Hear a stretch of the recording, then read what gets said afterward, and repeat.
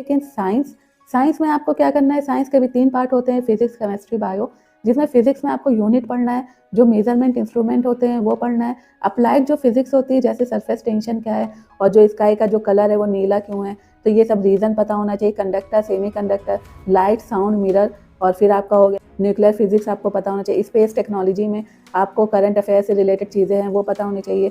इसमें मोस्टली जो इसरो और DRDO का जो मिशन है आप उसको देख लीजिएगा, वो सबसे ज़्यादा होता है। और कौन से साइंटिस्ट ने किस चीज़ का इन्वेंशन किया, और ये जो है इन्वेंशन वाला, और जो आपका बाकी ये लाइट, साउंड, मिरर है, तो ये सब आप PIQs देखेंगे तो आपको समझ में आ जाएगा कि किस तरह से क्वेश्चन इसमें पूछे जा रहे हैं। केमिस्ट्री में भी आपका फिजिकल और केमिकल चेंज के बारे में ज़्यादा पूछा जाता है। उसके बाद जो पूछा जाता है वो एसिड, बेसिस और सॉल्ट के बारे में पूछा जाता है।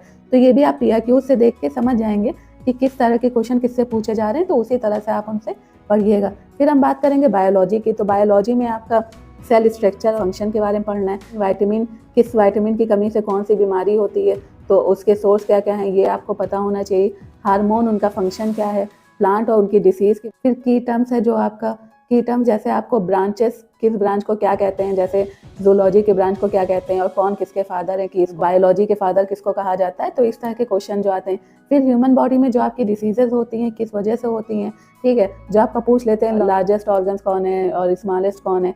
साइंटिफिक नेम आपको चीज़ों का पता होना चाहिए, कि मान लीजिए उन्होंने किसी चीज़ का नाम दे दिया, किसी प्लांट का, किसी एनिमल का, और पूछ लिया कि ये किसका साइंटिफिक नेम है, तो वो देख लीजिएगा। साइंटिस्ट और इन्वेंशन आप इसमें भी देख लीजिएगा। मेडिकल इंस्ट्रूमेंट, कि कौन सा मेडिकल इंस्ट्रूमेंट किसके लिए यूज़ होता है।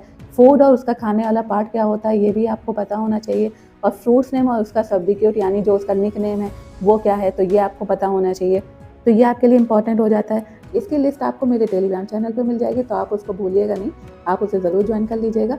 तो चलिए मिलते हैं नेक्स्ट वीडियो में। आप बताइएगा कमेंट बॉक्स में कि आपको मेरा वीडियो कैसा लगा, तो इस तरह से आप अपना कमेंट दे सकते हैं। तो चलिए मिलते हैं नेक्स्ट वीडियो में, तब तक के लिए अपना ख्याल रखें, पढ़ते रहे। Thank you, bye bye.